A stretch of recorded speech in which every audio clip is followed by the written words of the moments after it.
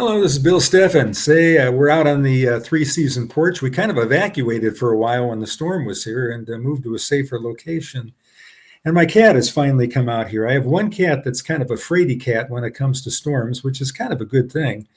When there's a big loud crack of thunder or a flash of lightning like that, she goes and hides.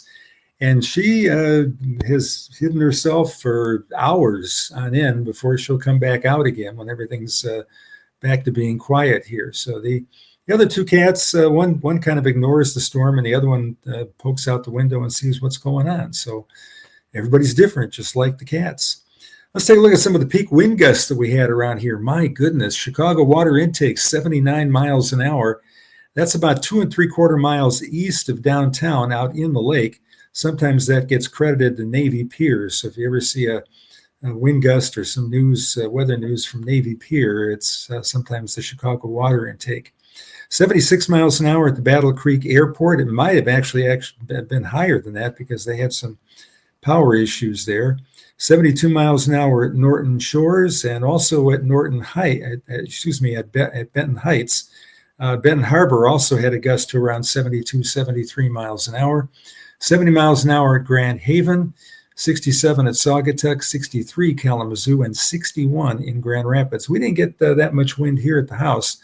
We were probably up around, probably 40, 45 miles an hour tops.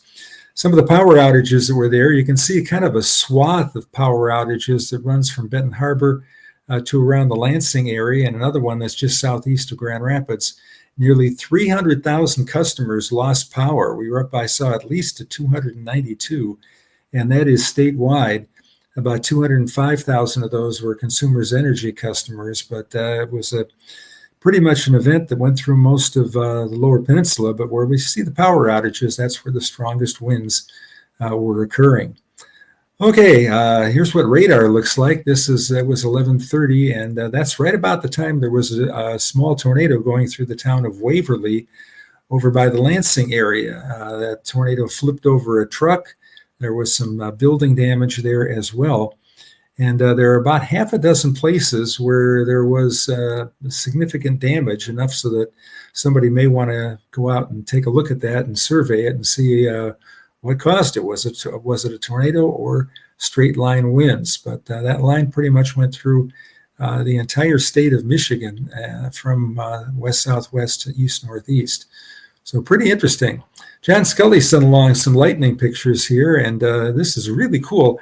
A lot of the lightning was up in the clouds and didn't come down to the ground. And one of the ways you could tell that is because there was a lot of lightning, but not a ton of thunder. I think I heard probably 5 cracks of thunder that were reasonably close, but the rest of them were up in the clouds there. And there's another one, this one also kind of up in the clouds. I was looking at one of the webcams from the city of Holland that was looking west out over the lake, and I mean, it was what a show. I mean, there was lightning everywhere, almost continuous, and there was certainly continuous thunder by the time it got up here to the Grand Rapids area. So pretty interesting. There's a look at some of the storm reports. This is as of about 2:30 in the morning. And as you can see down in the lower left, there's a key down there. There were 14 reports of tornadoes, some in Wisconsin, several here in Michigan. 193 wind damage reports, 3 of them with winds over 75 miles an hour. And hail reports, we had 218. 33 of those were bigger than golf ball size. Most of those big hail reports were across the lake in Wisconsin, with 425 total severe weather reports. That's interesting. So we got probably 6 places where we need to do a little bit of checking here. Sometimes the emergency managers go out and take a look at damage after an event like this. And this is the severe weather outlook area here for this Friday afternoon and night. And look at that. There is a red moderate outlook. It runs from Missouri up into Indiana and Kentucky. And they're expecting the possibility for a couple of long track tornadoes to go through this area. So it's interesting. Even the slight risk runs from Texas all the way to the East Coast. So there's a good portion of the country. You can see that there's for lower Michigan here, here's what it says. Favorable shear will support organized convection capable of isolated damaging gusts and hail. So not impossible that we get towards evening again here today, that there could be a storm popping up that could produce some gusty winds or some small hail. But the really big stuff and the real threat of tornadoes will be off to our south, south of Indianapolis. So interesting. Now we're going to take a little time out to thank our sponsors. We will be right back. And it is so very late, and I am so very tired. We're recording this tonight after I got off of work because we wanted to do it after the storm so we could talk about the storm. And as we're doing this right now, it is 2:30 in the morning Central Time, which means it's 3:30 in the morning Eastern Time. And I'm so tired. And when you're so tired, Complete Care Concierge has you covered. They are the fast, affordable, and efficient cleaning service serving all of West Michigan. They clean residences, they clean businesses, they even clean on the weekends. They can clean for you once. They can do a special project. Call 616-264-1397, 616-264-1397. They are the fast, efficient, and affordable cleaning service, and they have you covered. And here's a word from our other sponsor. When your home needs help, you might not know where to start. Why not ask Ace? We're always here to help with Ace Handyman Services. Our talented craftsmen handle everything from drywall and carpentry to doors and kitchens. We're the neighbors you trust to get the job done right. Let's get started. Book your handyman appointment today. Ace Handyman Services, bringing helpful to your home. Ace is the place with the helpful hardware, folks. That pretty sunset picture that I've used a couple of times here. I like that one with the single boat there. It was cooler at Lake Michigan again. We've been kind of highlighting that all this week. 4 p.m. temperatures, Holland Airport 85. But if you were to walk out on the breakwall out there, the temperature was a much more comfortable 71 degrees. And at the Holland buoy, which is actually the Port Sheldon buoy, but Holland fit better in there. That's why I used it. But Port Sheldon buoy, the air temperature there at the buoy at the same time it was 85 at the airport was just 64. And at the Muskegon Pier, the temperature there was 74. Up north, quite a contrast. They fly the airplanes sometimes from Pellston to Mackinac Island to bring supplies in, so it's a very short distance. Pellston was 80 with a south-southeast wind coming off the land, and Mackinac Island was 48, and they were foggy at times with the wind coming out of the southeast, but coming down the whole length of chilly Lake Huron. So cooling to the lake certainly worked out for Thursday again. Most of today will turn out to be dry. There is a chance of a thunder shower as we approach the evening or overnight with the next cold front coming in. And this is a pretty significant cold front on the way here. We'll be breezy today. I could see some wind gusts up around 30 to 40 miles an hour. And unfortunately, that may hinder the ability of consumers and the other power companies to get power on. If it's gusting to 40 miles an hour, they're not going to want to go up there in the cherry pickers and expose themselves to that much wind. They have their limits. So be patient and they'll get everybody back here. And down on the bottom, cooler weather expected for the weekend. Temperatures will be back in the 60s here for the weekend and much of next week. So certainly a cooler pattern on the way. Tulips still looking beautiful in Centennial Park here. You can see bunches of them. And a lot of people were walking around. You don't see them here in this shot, but I saw a lot of people there walking around. Friday, partly to mostly sunny sky expected during the day. It will be breezy, and I think the temperature will approach 80 downtown. The temperatures, again, will be cooler here as you head toward the weekend. The 66-hour rainfall forecast here, you can see where the big thunderstorms are going to be down along the Ohio River Valley from Texas up through parts of southern Ohio into Pennsylvania. It'll be raining up in New England, showers and thunderstorms there. And boy, it continues to rain in North Dakota up to 4. In fact, I saw a couple places with over 4 inches of rain. They sometimes don't get 4 inches of rain during the entire spring up in North Dakota, but certainly they're getting it now. And you can see the rain out in the western United States, and that is snow in the higher elevations. This rain included the rain from last night. So this is Thursday night through Saturday night. And as you can see, the dark green areas are about 3/4 of an inch. And you can see that everybody picks up on a little bit of rain here. but no horribly excessive amounts here. And what we've had certainly soaking into the ground, and that's good as we approach the planting season here. Farmers will be getting their corn and soybeans in here pretty quickly. As you can see out west, there is still some snow, and some places out here have had snow pretty much every day. But that cool air mass that's been in the Rockies is going to start sliding eastward, and it's going to start warming up on the west coast with temperatures cooling off here in the Great Lakes. All right, today's forecast: high temperature of 83. That is the warmest temperature you're going to see the whole rest of the month of May, more than likely. The daytime will be dry, and evening shower or storm a possibility. Humidity tapers off again to around 40% in the afternoon, with the winds being as strong as they will be out of the south, 15 to 20 miles an hour, and again some gusts to 30 to 40. The wind may shift southwest more coming off the lake as we approach afternoon, and that wind will start to bring in some cooler air. Here's a look at some high temperatures here for Friday. As you can see, readings will be in the 80s in inland areas. We get 86 down toward Three Rivers, 84 for Kalamazoo, Battle Creek, 83 Grand Rapids and Big Rapids, touch cooler near the lake, 72 at South Haven, and we've got 76 at Ludington. So, and then if you're out over Lake Michigan, if you want to head out there and check out the buoy, temperatures there will only be in the 50s. All right, let's go to the high temperatures for Saturday. Cooler air moves in. Grand Rapids area only low 60s in the afternoon, and if you're right along the Lake Michigan shoreline, mid to upper 50s. So if you got something planned for this weekend, you might want to think about grabbing a jacket.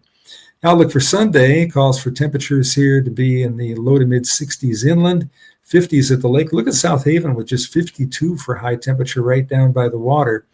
So there is certainly cooler weather on the way after we get through the one more 80-degree day here today. Okay, let's take a look at the 5-day forecast. We've got the shower right in the middle there, because the best bet for that would be Friday night into early on Saturday. It will be breezy both Friday and Saturday. We go from 83 to 63. That's going to be a little bit of a change. And then we hold in the low to mid 60s for Sunday, Monday, and Tuesday. Can't rule out a shower on Monday, but the odds are small, so I didn't put any raindrops in there. We'll save those for another day. But Tuesday, there will be a chance for some scattered showers. Long-range outlook, 8 to 14 days, and the blue is over Michigan and New England. And you can see the overall through that week, that May 23 to 29th, including Memorial Day and the Memorial Day weekend, should be on the cool side. I think we'll see a fair amount of sunshine here, but probably not the best weekend if you're thinking of spending it in the water, especially the water of Lake Michigan, as cold as that has been. If you like it hot, head to Phoenix, Arizona, where temperatures will be around 100. Below average rainfall out in the western United States, so I think that snow will taper off.